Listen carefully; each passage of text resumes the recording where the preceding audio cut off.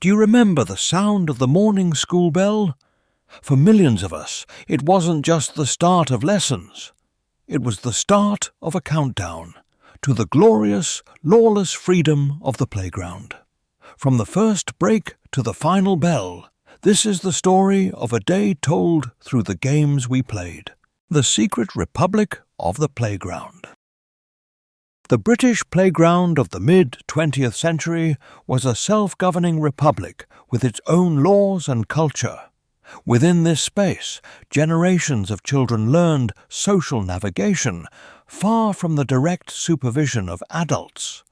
The games they played were intricate social rituals, passed down from older children to younger ones in a powerful oral tradition. Folklorists call this phenomenon child law, the distinct culture of children transmitted horizontally among peers. Pioneering researchers Iona and Peter Opie documented this world in their 1959 book, The Law and Language of School Children. Their work revealed that the playground was not a vacuum, but a highly structured society. Here, games were the engine of a social laboratory. A dispute over whether a player was fairly caught was a lesson in jurisprudence. Sharing a skipping rope was a practical exercise in cooperation. The landscape for this learning could be stark, from post-war bomb sites to concrete barrack yards, but it was the children's own. This world often had its own anti-authoritarian streak, with children gleefully continuing games that had been officially banned by teachers. It was an environment where children learned not only to follow rules, but also to test, adapt, and subvert them. The thrill of the chase. Of all the games that echoed across the tarmac, none held the same legendary status as British Bulldog. It was a rite of passage, a chaotic test of courage, speed, and physical strength. The game's formal title emerged in the 1930s, associated with the Boy Scout movement, but it comes from more ancient chasing games. The rules were brutally simple. A playing area was marked with 2 parallel home lines. 1 or 2 players, the Bulldogs, stood in the middle. At their cry of British Bulldog, all other players would charge from one home area to the other. The Bulldog's task was to intercept and capture the runners. Any player caught became a Bulldog, joining the pack for the next round. The game continued until only one victorious player remained. The game's notoriety came from its varied methods of capture. While some schools played a version where a simple tag was enough, the classic variant required a runner to be physically stopped. This could mean being tackled to the ground and held, while the Bulldog shouted, "British Bulldog, 1, 2, 3!" In even more demanding forms, the runner had to be lifted completely off their feet to be considered caught. This roughness eventually led to its prohibition in schools, as concerns over injuries on unforgiving surfaces grew from the 1980s onwards. Where British Bulldog was a physical onslaught, "What's the time, Mr. Wolf?" was a game of psychological tension. One player, the Wolf, stood with their back turned. The other players stood in a line at the opposite end. The game proceeded through a simple call and response. The group would chant, "What's the time, Mr. Wolf?" The Wolf would reply with a time, like 3 o'clock, and the players would take that number of steps forward. The process repeated, with players creeping ever closer to the Wolf's back. The tension mounted with each question. The climax arrived when the Wolf whirled around and shouted the answer, "Dinner time!" At this, the players would flee back towards the starting line, pursued by the Wolf. Anyone caught became the new Wolf. The game is an exercise in managing anticipation and assessing risk. Players are active participants in creating their own peril, advancing incrementally towards a known but unpredictable threat. The art of the throw. Many playground contests were quieter, demanding precision over pace. Kirby was the quintessential street game, its arena repurposed from quiet residential roads. It required only a ball and 2 players on opposite pavements. The objective was to throw the ball across the road and hit the sharp edge of the opposite curb, making it rebound back to be caught. A successful catch, known as a Kirby, typically earned the player the right to advance into the middle of the road for an easier next shot. Rules and names varied hugely by region. It could be Kirby, Curbs, Kirby, or Kingy. Some versions included penalties where a missed shot from the middle of the road allowed the opponent to try and hit the retreating player with the ball, stealing their points. Kirby existed because of lower traffic density, when streets could still function as communal spaces. Its decline is directly linked to the rise of the automobile, which made the game an act of dangerous defiance. Another game of skill was marbles, a seasonal fixture with its own rich culture and vocabulary. The game is ancient, with small clay balls believed to be early marbles found in Egyptian tombs and the ruins of Aztec pyramids. The most common version in Britain was ringer.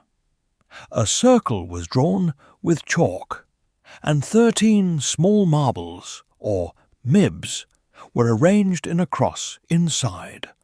Players would knuckle down and flick a larger shooter marble to knock the mibs out of the ring. The game's competitive edge came from a pre-game negotiation, playing for friendlies, where marbles were returned, or for keepsies.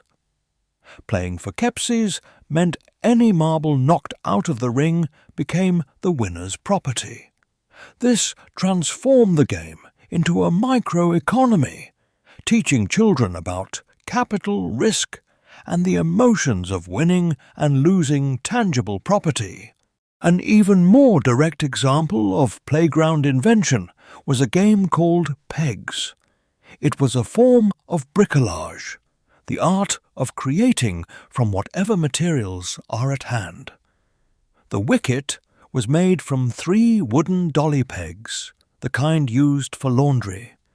2 were leaned against a wall with the 3rd balanced on top. The rules were a hybrid of cricket and dodgeball.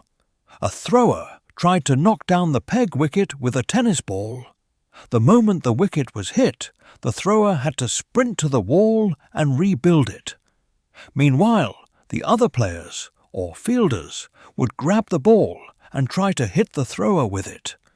The game was a chaotic cycle of throwing, running, building, and dodging. Rhythm and rhyme. Playgrounds also had their own distinct soundtrack, driven by the rhythmic chants of clapping games. This was a vibrant tradition, primarily upheld by girls, requiring impressive coordination and memory. The performance involved 2 or more children facing each other, their hands moving in synchronized patterns of self-claps, partner claps, and thigh slaps, all matching the cadence of a rhyme. The rhymes themselves are a fascinating genre of folklore. While some, like Miss Mary Mac, have deep historical roots, the tradition is a living entity that constantly evolves. Playground lore absorbs and reinterprets elements from adult media. Children would seamlessly weave in references to television characters or advertising jingles, such as a rhyme based on a 1970s Dr. Pepper commercial. These games act as a cultural barometer, reflecting the parts of mass media that resonate most with children, who then parody and transmit them through their own peer-to-peer networks. Another game of rhythm and skill was elastics, also known as French skipping. Emerging in the 1960s, it required a long loop of sewing elastic stretched taut around the ankles of two enders. A jumper would then perform a complex choreographed routine of jumping in, out, and on top of the elastic strands, often in time to a specific rhyme like chocolate cake when you bake. If the jumper completed the sequence without a mistake, the enders would raise the elastic to their knees, then their thighs, and then their waist, with each level demanding greater athleticism. The game is a remarkable example of embodied algorithmic thinking. The memorized routines are essentially physical algorithms, with the rhyme acting as a piece of code that the child's body executes. This develops procedural thinking and sequence memorization, skills that are precursors to the logic used in programming and mathematics. The magic in simple things. The most profound ingenuity was found in games that required almost nothing at all. Cat's Cradle is one of the oldest and most widespread games in human history, an art form found in indigenous cultures across the globe. It needs only a simple loop of string and two pairs of cooperative hands. It is a quiet, collaborative dialogue. One player makes an initial figure, and the second player carefully takes it onto their own hands, using precise movements that transform the string into a new shape.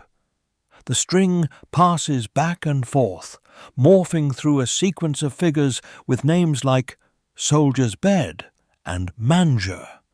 In many cultures, these string figures are a form of storytelling or ritual. The game functions as a non-verbal language, demonstrating how complex patterns can be encoded and transmitted through shared physical actions. It is a tangible form of abstract thought that has connected people across millennia. Similarly iconic is hopscotch, a simple pattern of chalk squares that has been a stage for joyful hopping for centuries. Its origins are debated. One popular account traces it back to the Roman Empire, suggesting that the original 100-foot-long courts were used as military training exercises for soldiers in full armor. Roman children, imitating them, are said to have drawn smaller versions. Another theory suggests an origin in ancient China. The English name first appeared in the 17th century from hop and scotch, an old word for a line scratched in the ground. The rules are universal. A player tosses a marker into the first square, then hops over it and through the course. Single squares are for 1 foot, side-by-side squares are for 2. After reaching the end, the player hops back, retrieving their marker on the way. A turn is lost for stepping on a line or losing balance. The game's global ubiquity suggests it taps into a universal grammar of play, testing fundamental motor skills like balance, sequencing, and aiming. These games are echoes from a different world of childhood. In their fading, something essential has been lost. They were crucibles where vital life skills were forged. They taught physical literacy, the balance and coordination developed through hopping, chasing, and skipping. They taught complex social skills, the art of negotiation, the resolution of conflict, and the reading of subtle social cues. and they taught crucial emotional skills, like the risk assessment of "What's the time, Mr. Wolf?" or the resilience learned from getting knocked down in British Bulldog and getting right back up. This was a free, unstructured, and highly effective curriculum for growing up. The freedom to play, to invent, and to govern their own world was perhaps the most important game of all. So, which game was your favourite? Let me know in the comments below. And for more journeys into Britain's past, don't forget to subscribe to the channel.